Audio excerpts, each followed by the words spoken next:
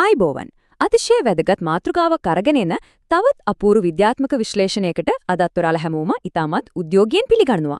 අද අපි කතා කරන්නේ සාම්ප්‍රදායිකව බර අඩු කරගන්න අපි පාවිච්චි කරන ක්‍රම ගොඩක් වෙලාවට අසාර්ථක වෙන්නේ ඇයි කියන එක ගැන. මේක පිටුපස තියෙන ඇත්තම විද්‍යාත්මක රහස අද අපි පියවරෙන් පියවර පැහැදිලි කරගමු. උදේ පාන්දර නැගිටලා වතුර බීලා ග්‍රීන් ටී බීලා දවසකට සිට් අප් 100 ගණනක් ගැහුවත් හැමදාම රැට බත් වෙනුවට පාන් කෑවත් සමහර විට බඩ අඩු වෙනුවට තව වැඩි වෙනෝ වගේ දැනිලා තියෙනව නේද? ඇඟේ අනිත්යන් කෙට්ටු වුණත් මේ ඉනවටේ තියෙන මේදය අඟලක්වත් අඩු වෙන්නේ නැත්තේ ඇයි? මේක ගොඩක් දෙනෙක්ට කොයිතරම් කලකිරීමක් ගෙන දෙන ප්‍රශ්නයක්ද කියන එක අපි කවුරුත් දන්නවා. ඉතින් අද අපි පැහැදිලි කිරීමේ ගමන් මඟ මෙහෙමයි. 1. බඩේ මේදිය පිළිබඳව මායාව. 2. සැඟවුණු කාල බෝම්බය. 3. හෝමෝනවල බලපෑම. 4. මේදය දහනයට උපවාසය. 5. ආහාර පිඟාන වෙනස් කිරීම. සහ අවසාන වශයෙන් ආතතිය කළමනාකරණය. අපි යමු පළවෙනි කොටසට බඩේ මේදය පිළිබඳ මායාව. මතනදී ගොඩක් අය රිතාගෙන ඉන්නේ බඩේ තෙල් එකතු වෙනවා කියන්නේ අවලස්සනක් ගෙනෙන බාහිර ප්‍රශ්නයක් විතරයි කියලා. හැබැයි ඇත්ත తත්වය ඊට වඩා සම්පූර්ණයෙන්ම වෙනස්. අපි ඇඟේ ප්‍රධාන වශයෙන් තෙල් වර්ග දෙකක් තියෙනවා. සමට යටින් තියෙන සබ්කටේනියස් ෆැට් කියන්නේ හානියක් නැති, ශක්තිය ගබඩා කරන්න, ශාරීරිය උණුසුම්ව තියාගන්න උදව් වෙන තෙල් තට්ටුවක්. හැබැයි අනිත් එක තමයි විසරල් ෆැට්. මේක තියෙන්නේ සමට යටින් නෙවෙයි, අභ්‍යන්තර අවයව වට කරගෙන. මේක ඉතාමත් භයානකයි. දෙවෙනි කොටසේ සැඟවුණු කාල බෝම්බය. නිකන් හිතලා බලන්න මේ විසරල් ෆැට් කියන්නේ නිකන්ම නිදාගෙන ඉන්න අක්‍රිය තෙල් ගොඩක් නෙවෙයි. විද්‍යාඥයන්ට අනුව මේක අපේ ඇඟ ඇතුලේ තියෙන සක්‍රිය අවයවයක් විදිහටයි වැඩ කරන්නේ. මේ තෙල් තට්ටුව අක්මාව, අග්න්‍යාශය වගේ වටිනා අවයව හිර කරගෙන ඒවට හරියට ක්‍රියාත්මක වෙන්නත් ඉඩ දෙන්නේ නැතුව බැඳිලා තියෙනවා. හරියටම ටික් ටික් ගාලා සද්ද එන කාල බෝම්බයක් වගේ. මේකේ තියෙන භයානකම දේ තමයි මේ සංගවුණු තෙල් තට්ටුවෙන් නිතරම හෝමෝන සහ ප්‍රදාහක රසායනිකයන් අපේ ලේ වලට නිකුත් කරන එක. මේකෙන් ඇඟ ඇතුලේ නිතරම ලොකු යුද්ධයක් යනවා වගේ අහිතකර තත්ත්වයක් හැදි වෙනවා. දෙවන ගණේ දියවැඩියාව සහ සමහර පිළිකා වර්ග හැදෙන්න ප්‍රධානම හේතුවක් විදිහට මේ ක්‍රියාවලිය දැන් හොයාගෙන තියෙනවා. තුන්වෙනි කොටස සැබෑ වැරදිකරුවන්. ඒ කියන්නේ හෝමෝන.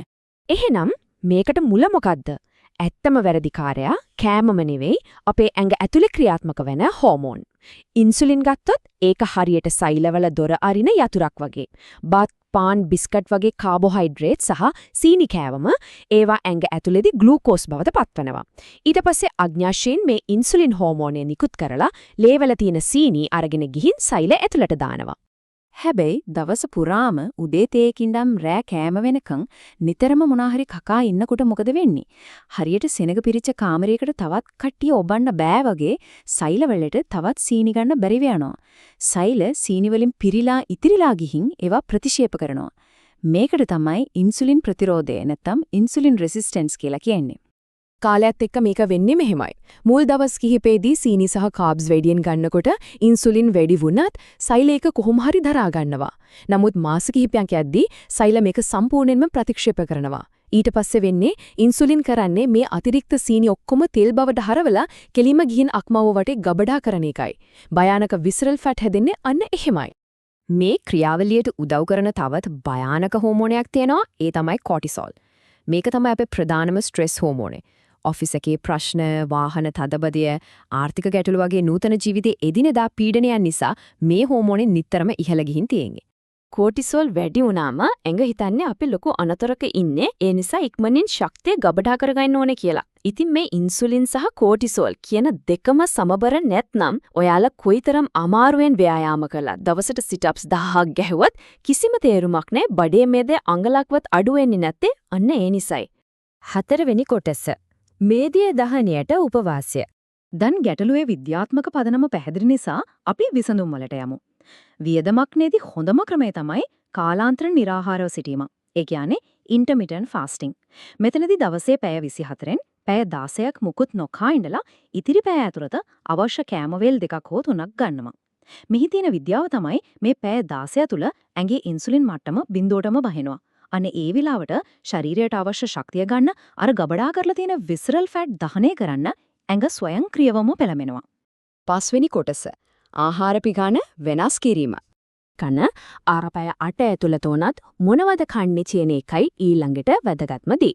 අපේ අයගේ ලুকু පුරුද්දක් තියෙනවනේ. පිඟානෙන් 75ක් විතර බත් බෙදාගෙන අයිනෙන් හොදි චුට්ටක් එක්ක පරිප්පු ටිකක් දාගන්න. නමුත් ඉන්සුලින් පාලනය කරන්න නම් නිවැරදි ක්‍රමය තමයි පිඟානෙන් 50ක් එළවලු සහ පළතුරු, 25ක් ප්‍රෝටීන්ස් සහ ඉතිරි 25ක් සංකීර්ණ කාබෝහයිඩ්‍රේට්ස් වලින් පුරවා ගන්න එක. මේ විදිහට බෙදාගන්න එකේ ලොකු විද්‍යාත්මක පදනමක් තියෙනවා. 50% එළවලු වල තියෙන ෆයිබර් හරියට ස්පොන්ජ් එකක් වගේ වැඩ කරලා ලේවලට සීනි උරාගන්න එක ප්‍රමාද කරනවා. 25% ප්‍රෝටීන් වලින් ඉක්මනින් බඩ පිරෙනවා වගේම මස් පිඬු වර්ධනය කරනවා. ඒ වගේම රතුබත් වගේ සංකීර්ණ කාබෝහයිඩ්‍රේට්ස් වලින් ඉන්සුලින් එක එකපාරට මිහල යන එක වළක්වා ගන්නත් පුළුවන්. 6 වෙනි සහ අවසාන කොටස ආතතිය සහ ක්‍රියාකාරකම් හැක් කිරීම. කෑම වලින් එහාට ගිය ජීවන රටාවේ දේවලුත් මෙතනදී තීරණාත්මකයි. අර අපි කොලින් කතා කරපු කෝටිසෝල් අඩු කරගන්න පැය 7-8ක ගැඹුරු නිින්දක් අනිවාර්යයි. නිින්දට යන හෝමෝනිය වෙන මෙලටෝනින් හැදෙන එක අවහිර නොවෙන්න නම් නිදාගන්න පැයකට කලින් ෆෝන් එක ටීවී එක පැත්තකින් තියන්නම ඕන. ඒ වගේම දවසට විනාඩි 10ක් ගැඹුරින් හුස්ම ගැනීමේ ව්‍යායාම කරන එකෙන් ස්ට්‍රෙස් එක නිසා ඇඟේ තෙල් එකතු වෙන එක පුදුමාකාර විදිහට පාලනය කරගන්න පුළුවන්.